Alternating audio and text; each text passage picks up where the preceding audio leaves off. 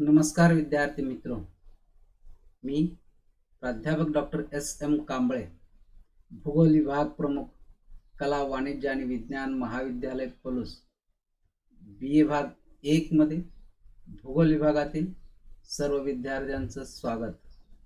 विद्यार्थी मित्र, आतापर्यंत आपले 2-3 लेक्चर्स झालेले आहेत. पुन्हा आपण भूगोल या विषयामध्ये नवीन संकल्पना पाहणार आहोत. तत्पूर्वी रिकॅप करू की मागील तासाला आपण काय पाहिलं.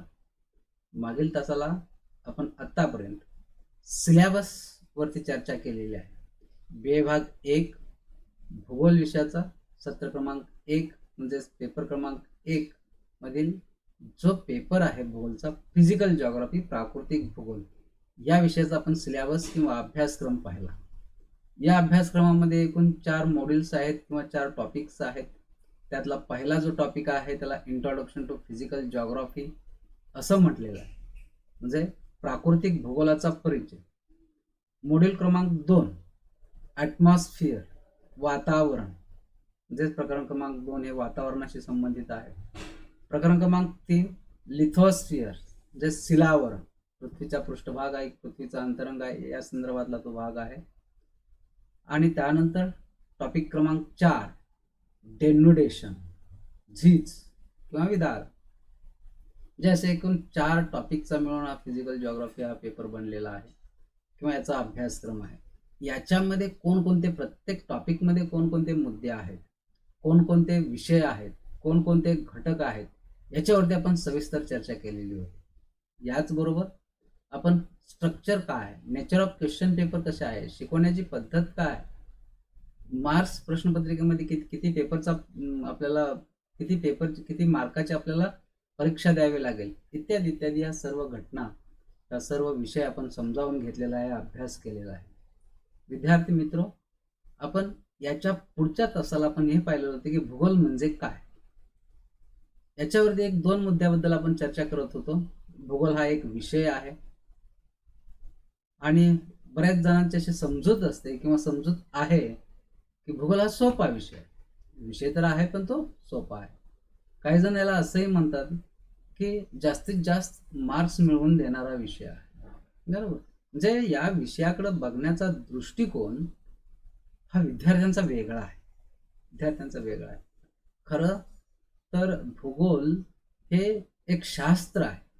आणि मग हे शास्त्र का आहे की भूगोल या विषयाला शास्त्र का म्हणायचं, विज्ञान का म्हणायचं, या संदर्भातला आपण थोडक्यात आढावा घेतलेला होता. पुन्हा आज आपण भूगोल हे शास्त्र आहे का, आणि मग शास्त्र म्हणजे काय, भूगोल त्याला अपवाद आहे किंवा नाही, या संदर्भातल्या मुद्द्यावरती आपण अभ्यास करणार आहोत किंवा चर्चा करणार आहोत. आपल्याला सर्वप्रथम हे माहीत पाहिजे की शास्त्र, की ज्याला आपण विज्ञान म्हणू, हे विज्ञान कशाला म्हणायचं आणि किंवा शास्त्र कशाला म्हणायचं, तर ते विज्ञानामध्ये एक थोडीशी थोडक्यात अगदी सिंपल अशी परिभाषा केलेली आहे. ज्ञानाची सुसंगत मांडणी करणे म्हणजे विज्ञान.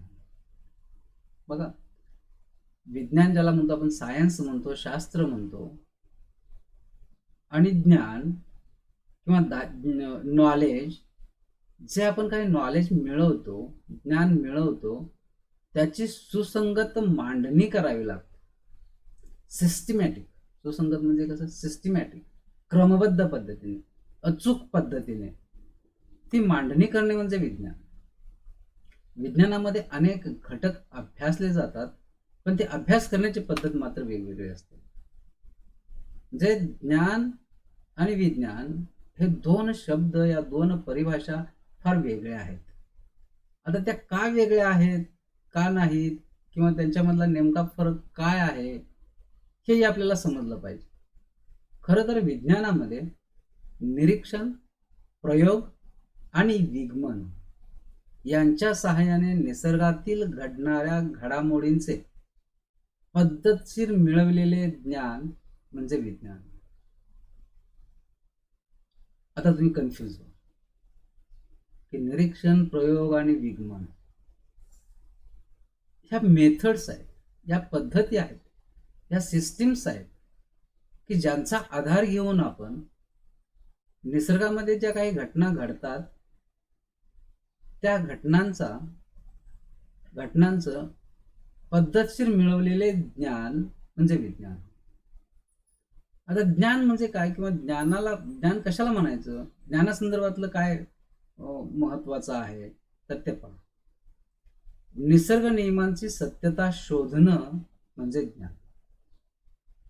एखाद्या घटकाविषयी आपल्याला माहिती असणं म्हणजे ज्ञान नव्हे. विद्यार्थी मित्र, एखाद्या घटकाविषयी आपल्याला माहिती असणं, एखादा घटक माहीत असणं म्हणजे ज्ञान नव्हे. माहिती आणि ज्ञान, इन्फॉर्मेशन अँड नॉलेज, ह्या दोन वेगवेगळ्या गोष्टी आहेत. इन्फॉर्मेशन आपण कशाला म्हणतो किंवा माहितीला आपण इन्फॉर्मेशन म्हणतो. माहिती म्हणजे इन्फॉर्मेशन, ज्ञान नॉलेज, बरोबर. नॉलेज म्हणजे ज्ञान, जे ह्या बेसिक कन्सेप्ट आहेत. आता याच्यामध्ये पहा की आपण भूगोलाच्या संदर्भातला अभ्यास करतोय किंवा भूगोलाशी निगडीत असणारी चर्चा करतोय. निसर्गामध्ये अनेक घटना घडून गेलेल्या असतात किंवा दररोज घटना घडत असतात. खरं तर हे विज्ञानाचा विकास जो आहे, हा विज्ञानाचा विकास मानवाच्या कुतूहलातून आणि जिज्ञासूतून हा विज्ञानाचा विकास झालेला आपल्याला पाहावास मिळतो. मानव उत्पत्तीपासून आज तागायत निसर्गामध्ये घडणाऱ्या घटनांचा अभ्यास करत आलाय की त्याला एक प्रकारचं कुतूहल वाटलेलं आहे. कोणत्या घटनाच्या संदर्भात की मानवाच्या दैनंदिन जीवनामध्ये अनेक घटना घडत असतात. काय घटना घडतात? सूर्य उगवतो, सूर्य मावळतो, बरोबर, पाऊस पडतो, त्याचबरोबर विजा चमकतात, किंवा सूर्यग्रहण होतं, चंद्रग्रहण होतं, दिवस होतो, रात्र होते, भूकंप होतात, ज्वालामुखी होतात, त्याचबरोबर उन्हाळा येतो, पावसाळा येतो, हिवाळा येतो. हे दिवस रात्रीचं जसं चक्र आहे तसं हे निसर्गामध्ये काही चक्र आहेत. ते एकापाठोपाठ एक निसर्ग नियमाला अनुसरून ते होत असतात.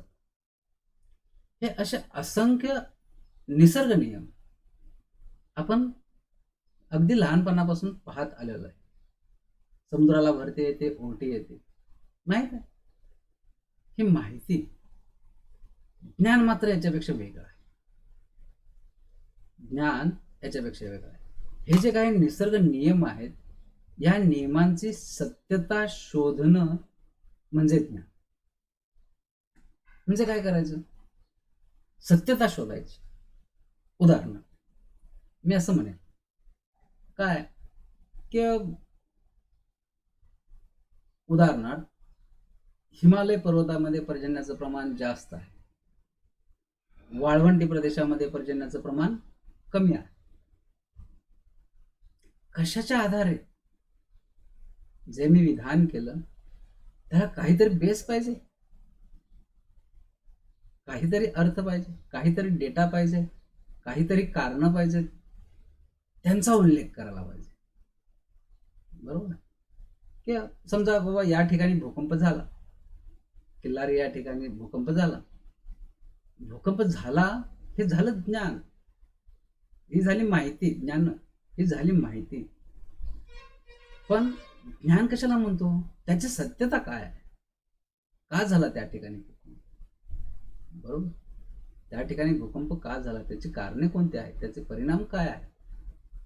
म्हणजे हे अशा पद्धतीनं ज्यावेळी एखाद्या घटकाविषयीची माहिती आपण घेतो किंवा आपल्याला माहिती असते त्याला ज्ञान म्हणतात.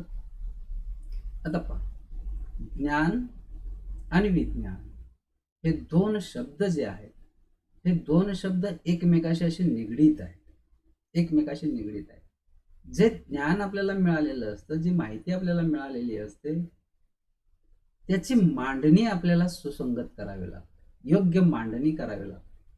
त्यावेळी त्याचं रूपांतर विज्ञानामध्ये होतं किंवा त्याचा समावेश विज्ञानामध्ये केला जातो. हे ज्यावेळी आपण निसर्गातील घडणाऱ्या घटनांमध्ये असणारी सत्यता शोधतो, म्हणजे काय की खरं काय आणि खोटं काय, बरोबर. जसं कोर्टामध्ये न्याय निवाडा दिला जातो, आणि मग गुन्हा झालेला आहे, नाही झालेला आहे, आरोपी हा आहे, तो आहे, हे सगळं तिथं शोधलं जातं आणि मग नंतर निकाल दिला जातो. अगदी त्याच पद्धतीचं आहे. एखादं स्टेटमेंट असेल, एखादं वाक्य असेल, तर विज्ञानामध्ये त्या वाक्याला, त्या शब्दाला काहीतरी अर्थ असतो, काहीतरी महत्व असतं. कशात? कारण त्याला आधार असतो, बेस असतो, काहीतरी बेस असतो. मग असं हे विज्ञान जे आहे, तर मग भूगोलामध्ये अशा पद्धतीचं भूगोलाला विज्ञान म्हणता येईल का? आणि खरोखर हे भूगोल हे शास्त्र आहे का? हा एक फार मोठा प्रश्न तुमच्या मनामध्ये असेल. मित्र, भूगोल हे शास्त्र आहे, भूगोल हे विज्ञान आहे, भूगोल हा सायन्सचा विषय आहे, no doubt about it. Okay. आता हे का बरं तुमच्या मनामध्ये हा प्रश्न? भूगोल आहे मी म्हणतोय म्हणून नव्हे, कारण भूगोलामध्ये कारण विज्ञानामध्ये निरीक्षण हा एक अत्यंत महत्वाचा घटक असतो, प्रयोग हा सुद्धा अत्यंत महत्वाचा घटक असतो, आणि विगमन हा सुद्धा एक अत्यंत महत्वाचा घटक असतो. म्हणजे काय असतं की पायऱ्या असतात विज्ञानामध्ये. ज्यावेळी आपण अभ्यास करतो कोणत्याही घटकाचा, त्यावेळी आपल्याला त्या पायऱ्यावरून जावं लागतं. स्टेप्स असतात, त्या स्टेपच्या साहाय्याने आपल्याला पुढे जावं लागतं. त्यावेळी तो आपल्याला परिपूर्ण अभ्यास होतो.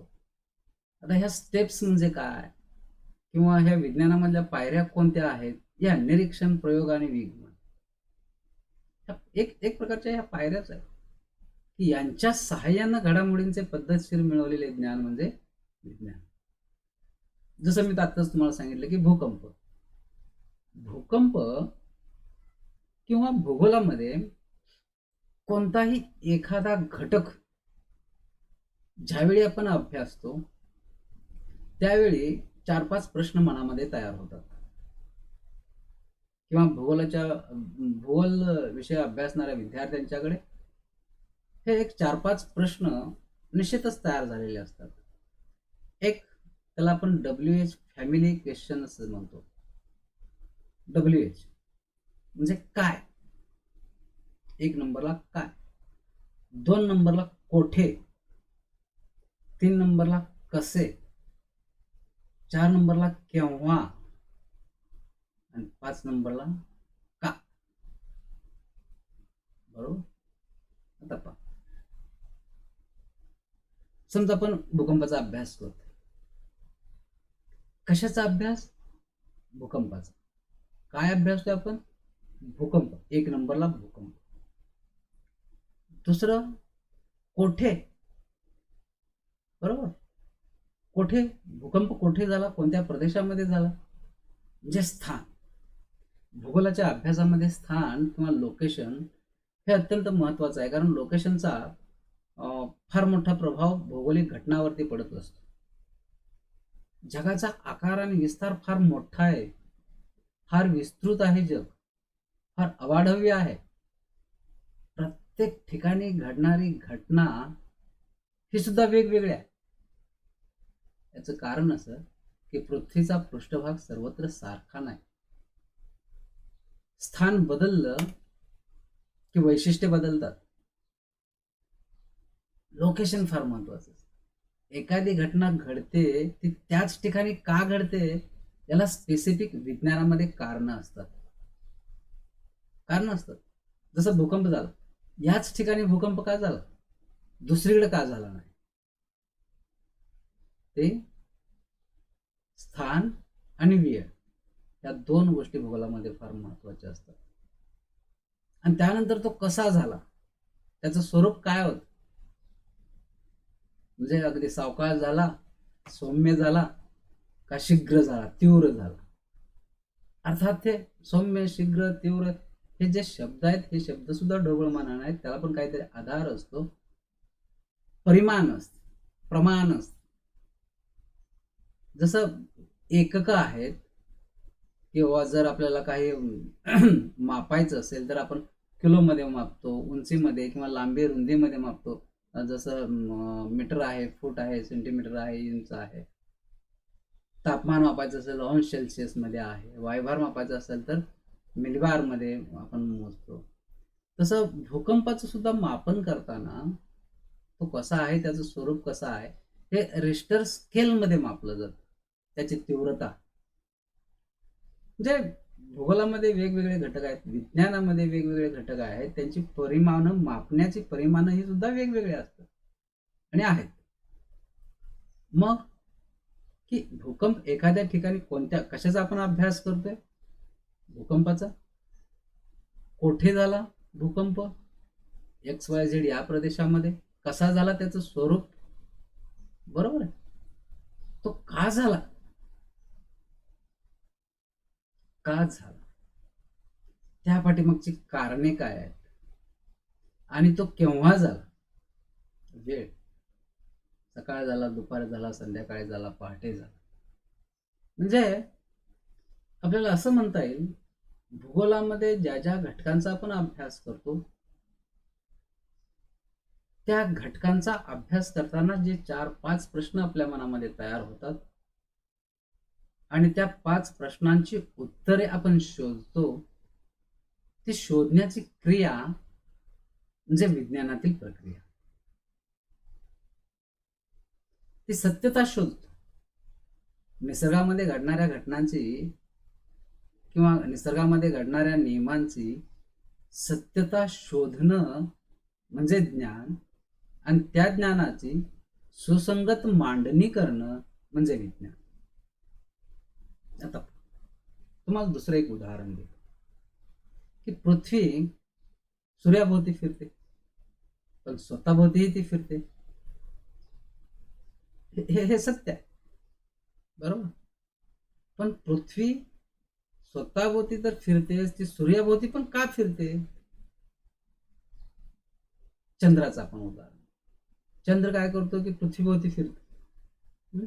हे अगदी पृथ्वीच्या उत्पत्तीपासून आज तागायत हे सुरू आहे, हे चक्र थांबलेलं नाही. का? तर तो निसर्ग नियमच आहे. दिवस झाला की रात्र, रात्र झाले की दिवस, दिवस झाला की रात्र, रात्र झाले की दिवस, सूर्य उगवतोय, मावळतोय, उगवतोय, मावळतोय. हे हे हे कधी थांबलेलं नाही, याला ब्रेक कधी लागलेलं नाही. स्पीड ब्रेकर याच्यामध्ये नाहीच. ते अव्याहतपणे निसर्ग नियमाला अनुसरून पुढे पुढे जात. म्हणजे याच्यावरून आपल्याला असं समजेल की निसर्ग जो आहे तो आपल्या नियमांशी कटिबद्ध असतो. मानव मात्र आपल्या नियमांशी कटिबद्ध नाही. म्हणजे कसं की पृथ्वी स्वतःभोवती फिरते, सूर्याभोवती फिरते. तिला असं कधीही वाटलेलं नाही की सूर्याभोवती आपण एवढ्या चक्रा मारतोय, सूर्याला एक दिवस सोडून आपण चंद्राच्या भोवती फिरावं ना, असं कधी झालेलं नाही, बरोबर. का? तर तो निसर्ग नियम आहे, निसर्ग नियम आहे. मग या अशा निसर्ग नियमांची, अशा नैसर्गिक घटनांची सत्यता शोधणं म्हणजे ते ज्ञान मिळवणं. आणि ज्यावेळी आपल्याला ही सत्यता मिळते, पृथ्वी स्वतःभोवती का फिरते, चंद्र पृथ्वीभोवती का फिरतो, पृथ्वी सूर्याभोवती का फिरते, यांची उत्तरं ज्यावेळी आपल्याला समजू लागतात, त्यावेळी तो होणारा अभ्यास म्हणजे ते मिळवलेलं ज्ञान आणि त्याची मांडणी जर आपण व्यवस्थित केली, सुसंगत केली, तर ते विज्ञान. पूर्वी याच्या अगोदर मी आपल्याला सांगितलं होतं की प्राचीन भारतीयांचा ज्यावेळी विज्ञानामधला अभ्यास होता किंवा प्राचीन भारतीय शास्त्रज्ञांनी जे वेगवेगळ्या संकल्पना मांडल्या, त्याच्यामध्ये आपल्याला दंतकथामध्ये अनेक संकल्पना आढळतात. कोणत्या संकल्पना आढळतात? किंवा चंद्रग्रहण आणि सूर्यग्रहण. आकाशामध्ये राहू आणि केतू हे 2 राक्षस आहेत आणि ज्यावेळी हे दोन्ही राक्षस चंद्राला गिळतात त्यावेळी चंद्रग्रहण चालू होतं, ज्यावेळी सूर्याला गिळतात त्यावेळी सूर्यग्रहण होतं. हे कल्पना आहे, ह्या समजुती आहेत, पण या भ्रामक कल्पना आहेत. हे सत्य आहे का? नाही, सत्य वेगळंच आहे. ज्यावेळी पृथ्वी, सूर्य आणि चंद्र एका रेषेमध्ये येतात त्यावेळी अशा प्रकारच्या घटना ग्रहणाच्या घडतात. मग हे केव्हा आपल्याला समजलं? ज्यावेळी विज्ञानाचा विकास झाला. विज्ञानाचा विकास केव्हा झाला? ज्यावेळी निसर्ग नियमांची सत्यता शोधली, ज्ञानाची निर्मिती झाली. ज्ञानाच्या निर्मितीतून मग विज्ञानाची निर्मिती पुढे होते, सत्यावरती आधारित. म्हणून सत्य अत्यंत महत्वाचं. ट्रुथ. बऱ्याच वेळा आपण पाहतो आणि वर्णन करतो, हे परिपूर्ण नसतं. जे आपल्याला दिसतं ते सत्य असेलच असं नाही. मराठीमध्ये एक फार चांगली म्हण आहे. कोणती? दिसतं तसं नसतं म्हणून जग फसतं. जे आपण पाहतो, जे आपण अनुभवतो ते खरोखर सत्य असेलच याची गॅरंटी आपल्याला देता येत नाही. म्हणजे काय? दुसरं एक म्हण सांगतो, जे चकाकते ते सोनं नसतं. पण सोनं चकाकतं. मग पण सोन्या चकाकत जरी असलं, प्रत्येक वस्तू, बऱ्याचशा वस्तू चकाकतात, काच सुद्धा चकाकते, म्हणून काचेला आपण सोनं म्हणत नाही. सोन्यालाच आपण सोनं का म्हणतो? ते चकाकतं म्हणून नाही, तर त्याच्यामध्ये काहीतरी गुणधर्म असतात.